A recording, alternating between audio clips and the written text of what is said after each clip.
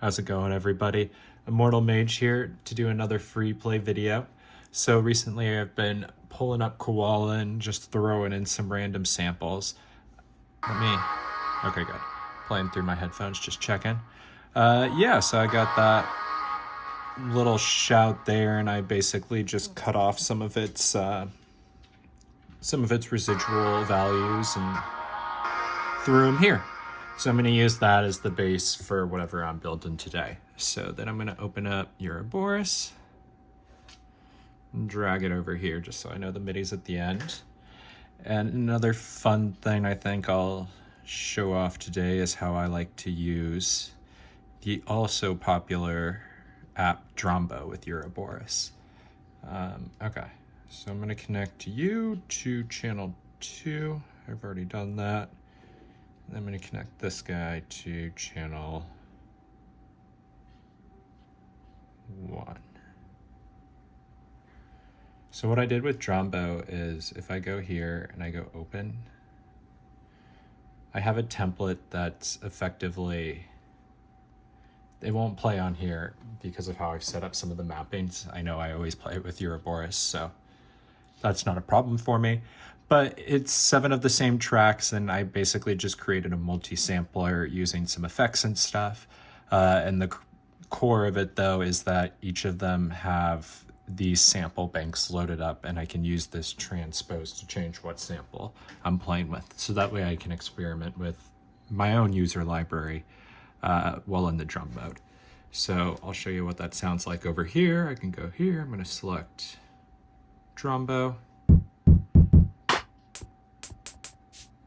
All right, so now I can use that too. So you can see here if I'm in my kick.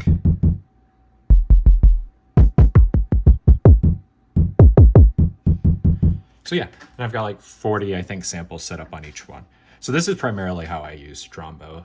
I like to use specialized tools for specialized tools' sake, and it's the only tool that has this quick select multi-sample. So I love that for my drums. And then for KOALA, on the other hand, I'll have that for, you know, longer 1-bit samples that I might be chopping up into various pieces, maybe more melodic stuff.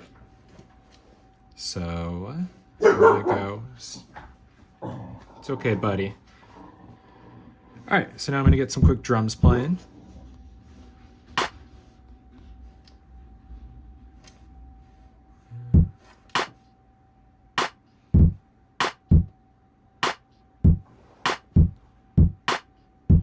Set some conditionals here, play this one every 2.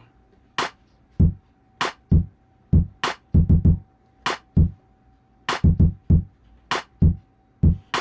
I'll play this one every 4. All right, so that's a little groovy beat we got. We can play with our vocal samples on the other side. So I'll press here, and I'm going to change my track to track 2, which I've connected to KOALA. So that's also going to be a drum track. And I'm going to select KOALA. And so now I can go.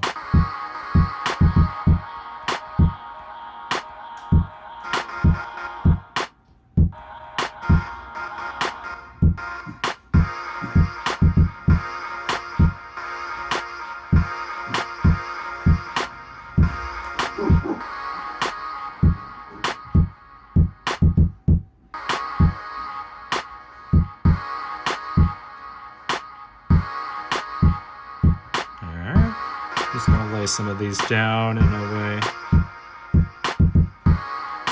So I generally like to play with the given sequence range and see how much I can do with a single bar.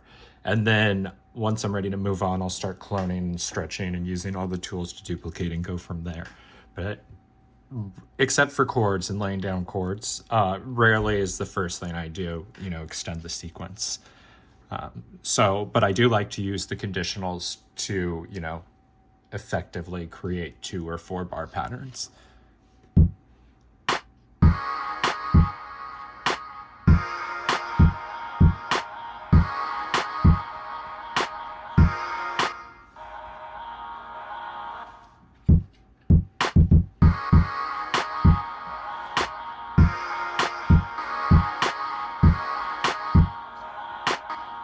So I'll turn off the one shot.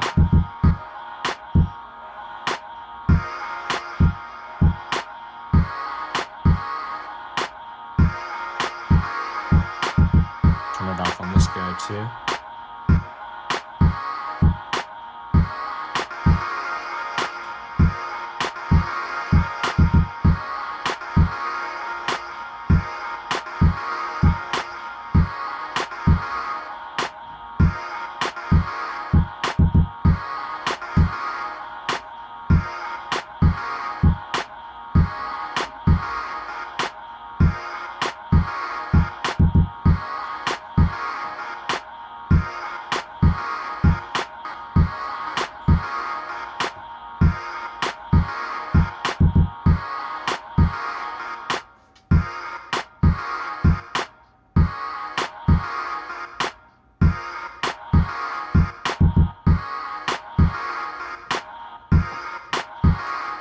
All right, sorry, that was a lot of silence.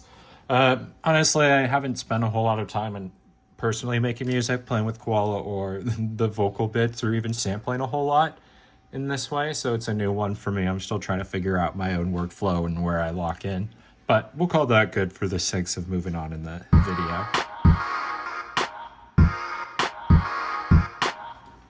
All right.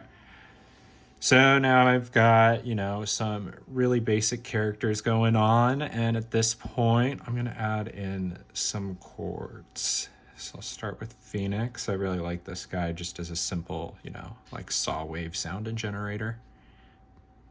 Yeah, and we'll hook you up with track 3. And you're a tone. All right, and generally for chords, I like to start out with the chord block mode. This is my favorite setting, and in the, like, as you progress a song and it grows, it's the one that you can come back to most easily to create the most radical transformations. So, like, sometimes I'll just lay down 4 because I know I can change them all, so.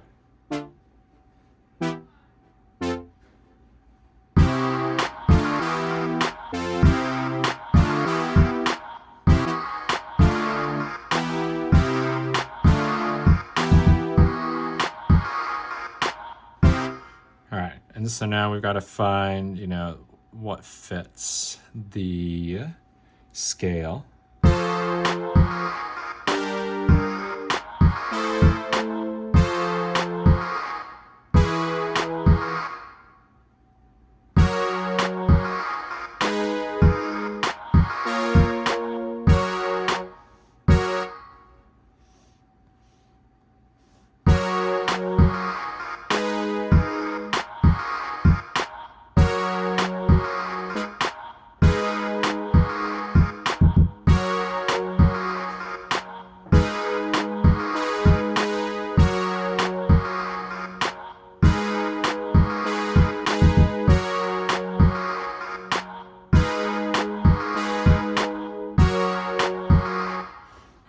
So that, I'll say, is my very basic idea. So I've said it in other videos, I always like to start as simple as possible and then use the tools to grow out. So I'm going to use the Prism mode and the Prism sequencer in specific to take that little idea and then play with it and develop into something longer. So we'll go from 2 bars to 4 bars in this case. So I'm going to exit that, I'm going to press play.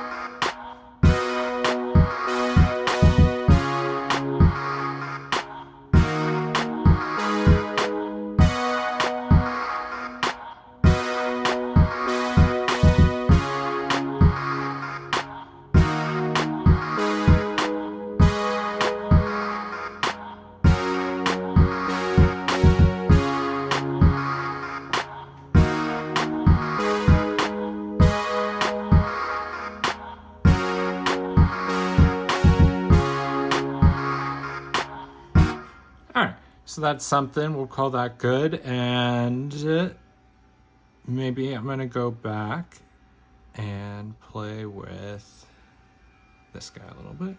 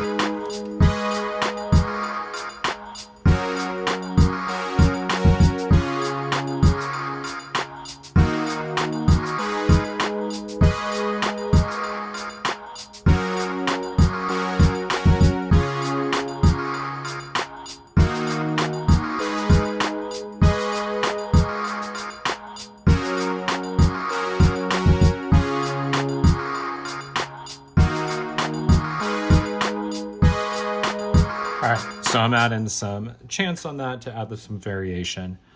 And yeah, that's fun for now.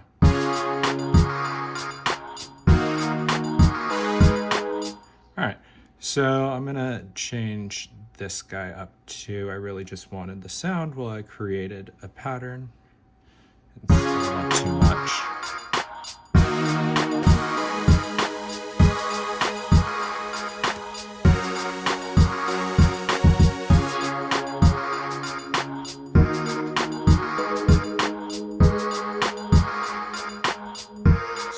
Add some art and turn on the chord mode to create some variation.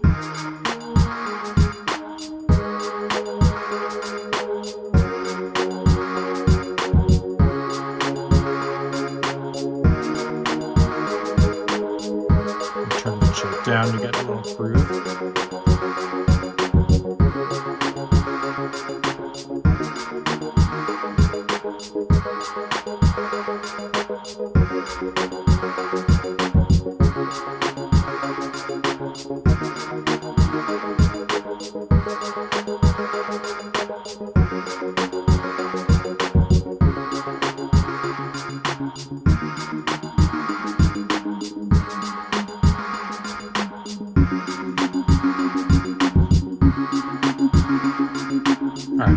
So now I'll set up some patterns, and the vocal piece is sounding a lot right now. Also, it could probably use some work, but you know, everybody knows what it looks like to sit around and press with a sequencer until you found the right patterns and stuff. So I don't want to waste your time on that. But what I am going to do is set up multiple patterns. I'm going to go to my track select mode, and I'm going to use that to mute some of this stuff. So in pattern B, I'm going to mute the vocals, and I'm going to add a bass line and make it go faster.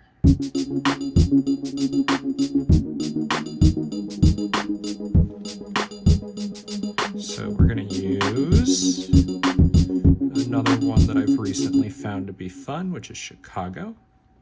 And I'm going to take the notes from my chords. So I can go tone, play. Here we go. I'm going to take the lowest note. I'm going to route this.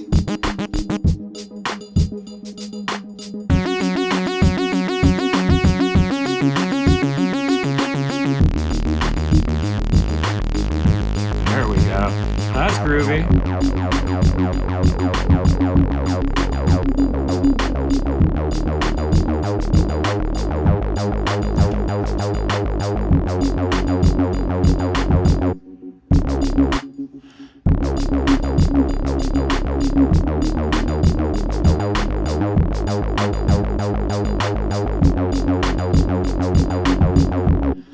thing I want to note is when you take notes from another track, in this case, we're in track 4 and we took it from track 3, it doesn't lock you into the settings of the sequence length or even the tonal effects of the global Prism mode, but it will apply those settings to the new track because it just assumes that, you know, hey, you're trying to listen to what this track's playing, let me set it up so that it plays the exact same thing. If you want, you can dig in and you can change those modes around to create creativity, you know, or to create versatility. Like, you have that flexible option.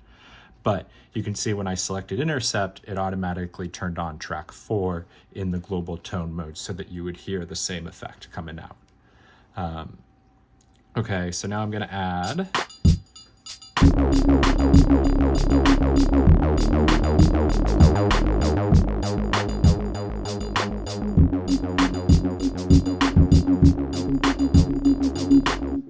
All right, now I'm going to add some KOALA back in, but this time I'm going to do it using, instead of muting it, I'm just going to go to a new pattern.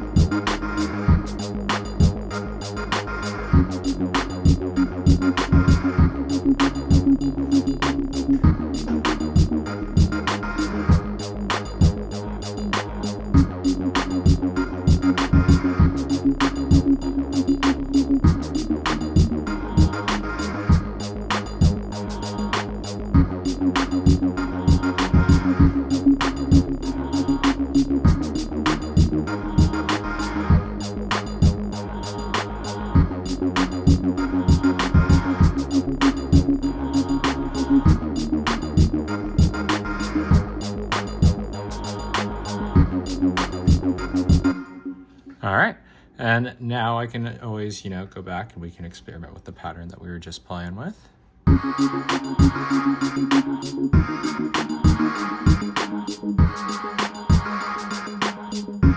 That's not as fun.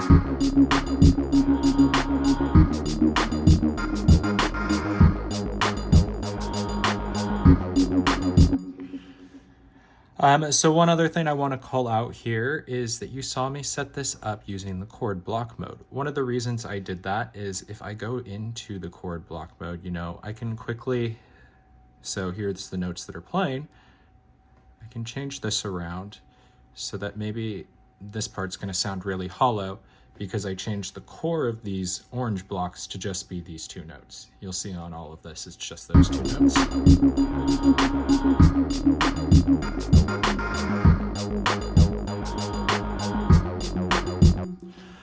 But what I can do is go back into, these are called the stacks, a stack of blocks. You can change the stacks to change the set of blocks that you're using, and the chord or the blocks that are laid down on the trig will look at the active stack. The scene can also change the active stack. So this way you can use these like stacks up here to create entirely new chord progressions that apply the same rhythm that you established to the left here, and then the scene can change them around. So in that way, using these stacks, you could use, you know, the tone mode, the stacks, and one sequence block or one track sequencer, and you can create a whole song with like so much tonal variation just from that. But yeah, so we can do that now. Maybe I have this one. I'm going to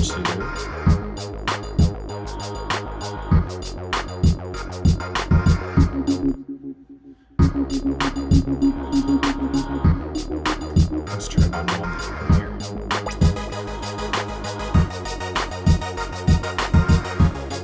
So that's because I added those new high notes there. If I jump to this one,